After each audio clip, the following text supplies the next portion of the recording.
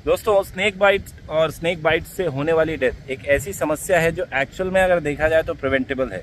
ये कोई इतना बड़ा इशू नहीं है जिसे सॉल्व नहीं किया जा सकता, जिसे प्रिवेंट नहीं किया जा सकता, लेकिन बेसिक स्तर पर इसके लिए सुधार आवश्यक है। और बेसिक स्तर मतलब से हमारा मतलब है कि जो किसी भी व्यक्ति के विकास का जो बेसिक होता है, या एजुकेशन की हम बात करें, अगर स्कूली एजुकेशन में जो स्कूली शिक्षा होती है उसमें अगर हमारे देश में इन चीज़ों को शामिल किया जाए तो क्या संभव है कि इनमें रोक लग सकती है, और क्या अभी वर्तमान में करवाया जा रहा है, इसी विषय पर आज का हमारा ये वीडियो है। तो अमित जी हमारे साथ हैं। एक पीडीएफ अभी हाल फिलहाल में देखने को मिला दोस्तों, और उस पीडीएफ की काफ़ी सारी आप देखें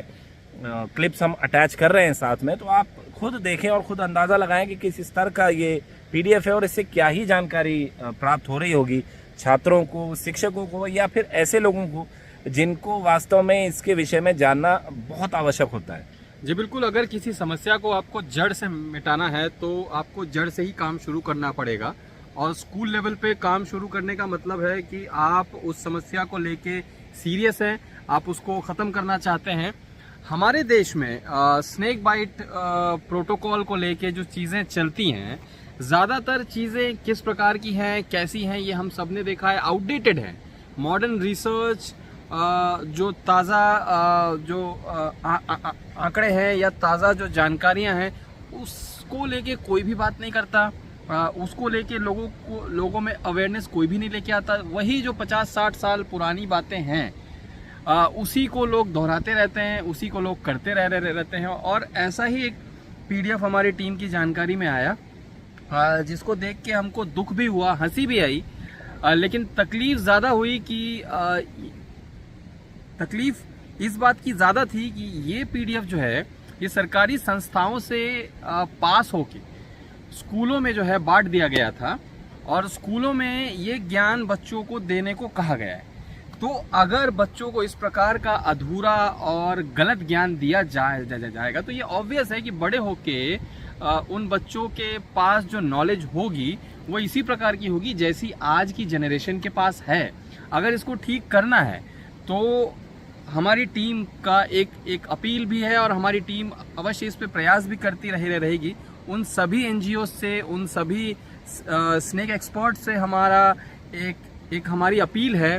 कि इन संस्थाओं पे थोड़ा सा ध्यान दिया जाए। आपके एरिया के आसपास जो स्कूल्स हैं, जो महाविद्यालय हैं, आप उनसे कांटेक्ट करके एक इस प्रकार का डॉक्यूमेंट तैयार करें जो कि सही हो, सही ज्ञान उसमें हो, बच्चों को सही नॉलेज मिल पाए, और तभी इस चीज़ को हम रूट से सॉल्व कर पाएंगे। तो ये जो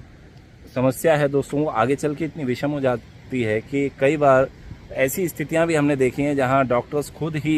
ये सलाह देते हैं कि आप झाड़ फूक वाले के पास चले जाइए, वो आपका जहर बड़ी आसानी से उतार देगा। और ये कोई कानों सुनी बात नहीं है, ये आंखों देखी घटनाएं हैं दोस्तों। और जब आप ऐसे में अगर सही सलाह देने जाते हैं तो फिर वो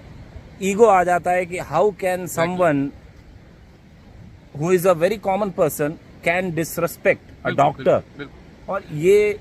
हमारे क्षेत्र में अक्सर ये जो स्नेक बाइट को ट्रीट करने के लिए जिस प्रकार की ट्रेनिंग होनी चाहिए, डॉक्टर्स को मोस्टली इस प्रकार की ट्रेनिंग नहीं मिलती है।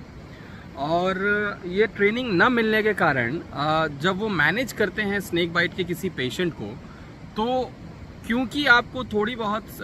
जानकारी होती है कि स्नेक बाइट के पेशेंट को कैसे ट्रीट करते हैं, तो जब आप और हम देखते हैं उसको, हमको वहाँ पे वो चीज़ें काफ़ी ख़राब लगती हैं और ऐसा लगता है कि ये डॉक्टर कोई नौसिखिया है। ये इसलिए लगता है हमको क्योंकि वो डॉक्टर बाकी बीमारियों के लिए तो ट्रेंड है, बाकी बीमारियों को कैसे उसको हैंडल करना है ये तो पता है, लेकिन सांप के बाइट हुए वाले पर्सन को कौन कौन सी चीज़ें देनी चाहिए, कैसे देनी चाहिए और क्या करना चाहिए, यहाँ पे वो थोड़ा सा नौसिखिया लगने लगता है। यहाँ पे मैं सवाल उठाना चाहूँगा उन सरकारी एजेंसियों पे भी जो स्नेक बाइट को जो है घोषित कर देते हैं कि भाई ये राजकीय आपदा है, इसके लिए 5 लाख 6 लाख का मुआवजा है, लेकिन आपको ज़्यादा जोर देना चाहिए कि कैसे उस आदमी की जान बचाई जा सके, ना कि इस पे कि मरने के बाद मुआवजा क्या दिया जाए। तो दोस्तों हमारा सवाल किसी भी डॉक्टर द्वारा दिए गए ट्रीटमेंट पर नहीं है, लेकिन जो ट्रीटमेंट फॉलोअप होता है उस पर निश्चित तौर पे सवाल है कि